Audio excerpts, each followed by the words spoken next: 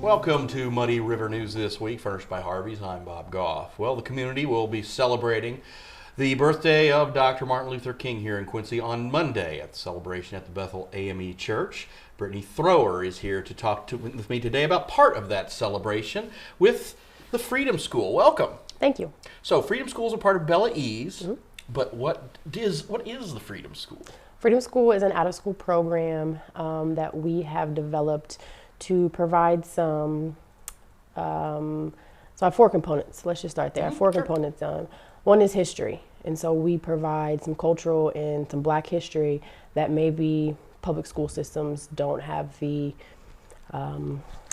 permission to give or to incorporate into their curriculum.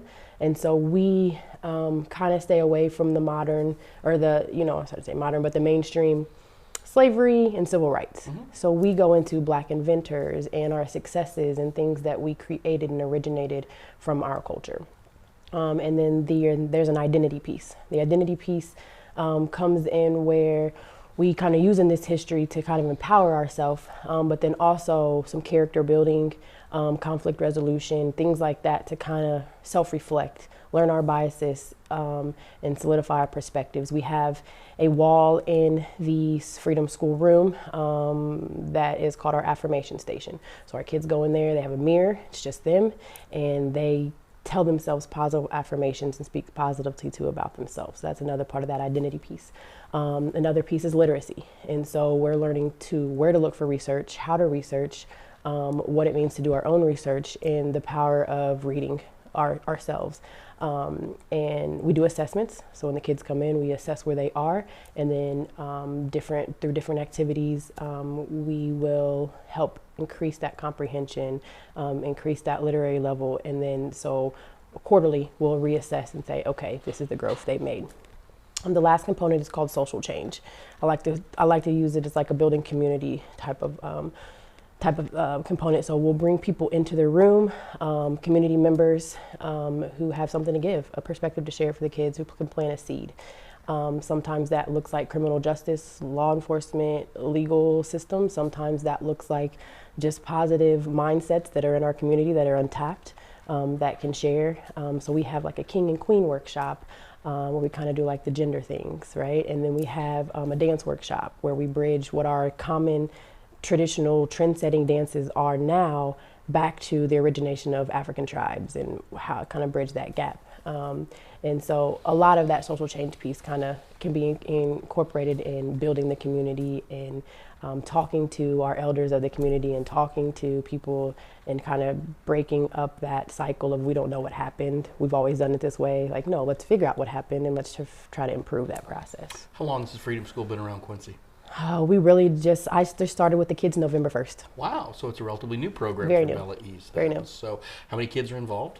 On average, I will have 12 in a class, but we've served and we've touched almost 40 now. That's great. Yeah. Now, do you read, is it daily, weekly? How often are you guys meeting? It's weekly, and right now it's 3 times a week. Okay. So through January and February, we'll be meeting every Monday, Wednesday, and Thursday. Great. 3 to 4. Now, what are you going to be, what's your involvement going to be in Monday's Dr. King celebration? Yeah, so Dr. King celebration, they have asked the Freedom School to come, and so we've put together several things. We have a skit that we're going to do. We're also going to just simulate what a Freedom School class looks like. So we're going to come in, do our cheers and chants, bring the energy, and then get into our discussion, which will be of Dr. King. And then that will kind of lead into our skit, and then also lead into actually speaking about the colleagues that surrounded him and supported him through the civil rights movement.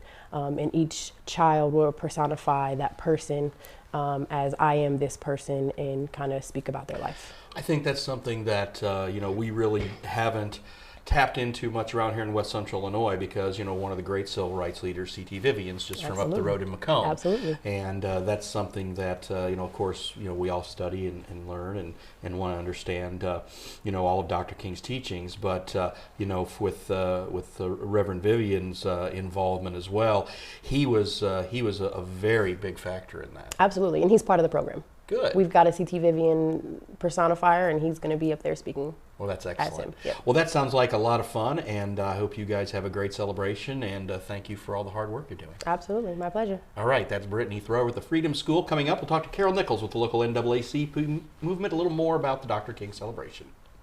There's a reason Harvey's Furniture has been around for over 75 years. Exceptional quality furniture, affordable prices, superior customer service. The only way to stay in business for over 75 years is to do things right. Harvey's Furniture. Our home, your home. Welcome back to Muddy River News This Week, furnished by Harvey's.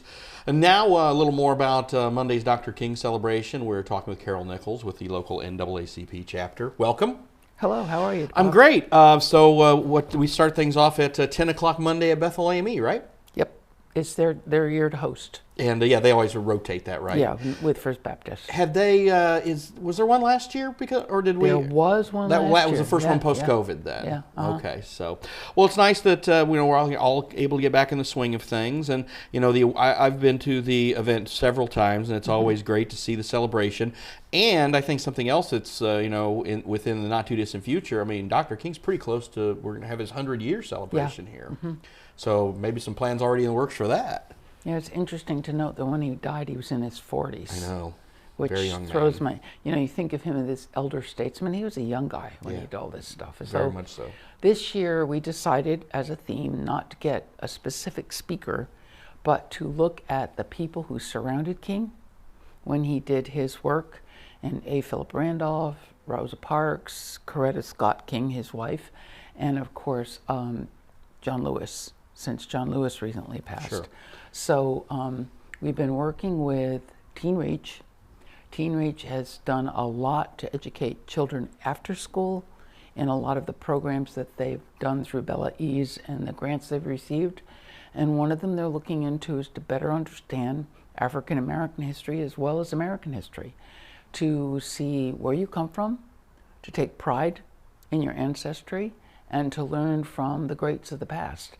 So the kids have been actively studying that with Brittany Thrower, who is a volunteer at Teen Reach. We just spoke with her a little while ago, and she talked about the programs coming up. And one of the things that we talked about was that we were going to talk about those representations of some of the other people who served, walked, marched alongside Dr. King. And one of the things that we talked about was C.T. Vivian, and the fact that I can remember I didn't know he was a local guy until just a few years ago, and doing some research. And with my kids, we used to, when my kids were going through Quincy public schools, and they have that day off, we used to get on Google and look up and talk about Dr. King and all that. And then it was through that, it was probably 10 years or so ago when the kids were younger, and we said, well, one of them was C.T. Vivian. I said, and it was, he's from Macomb, Illinois, and went to Western. And so it's great that we have, one of the giants is really a local guy. Yeah, and that amazes people that when we name the schools, Colonel George Iles, is related to Mr. Fonza and Connie Fonza. And as someone who grew up on the West Side and went to Quincy College, when it was Quincy College, a graduate at Quincy High School, and one of our own, a war hero, So knowing the history of other people, German, African American, Irish, Jewish, Italian, it all goes in together and makes you prouder of who you are as a city. This in our current society, not just here, but globally, we're in a situation where we wish maybe we all got along a little bit better. And you think that maybe if people would just take the time to study and get out of their own little bubble and study other cultures, that might go a long way. Yeah, and you're finding out. You think that you're so unique when you do something like 23andMe. And you take a good look at your own genetic makeup, you find out, oh my goodness, I had roots here or roots there, and we all come from the same person. Yeah. On the east side of Africa, her name was Eve. Well, yeah, I mean, I think that's something that people, again, in this current climate, sometimes we don't remember that, but when, especially, and then also, going back, I mean, Dr. King, violently lost his life when he was, preaching peace. And, and that was just because a lot of people didn't want to change the world. They wanted the world the way they left it was, and it wasn't good, and it needed to be changed. So, people who strive for this kind of change and who work for our betterment should always be remembered and recognized. And it's nice that our local NAACP chapter works with Bella Ease and works with our local churches to have this every year. It's a great celebration to just take the time and think about things. Much to the credit of Anise Mallory. Oh yeah, because she kept all of this going. She and her sister, Cecil Weathers, Marla Ferguson, and other people who've been around the clock, right straight through 2 years of COVID, where we did a virtual celebration. And it's been hard, but you try to keep those things in the forefront in people's minds. Well, again, once again, that's 10 o'clock Monday at Bethel AME Church. Like you said, it's their turn to host. They always rotate it with 905 Oak. 905 Oak, in the shadow of Blessing Hospital. Really, it's right there. Sitting on this plain of grass. It is. It's right there. There's Blessing, there's a little grass, and then there's Bethel AME Church. So, Carol Nichols, thank you for your time. Thanks a lot, Bob. If that's all the time we have for now, I'm Bob Goff. We'll see you next week.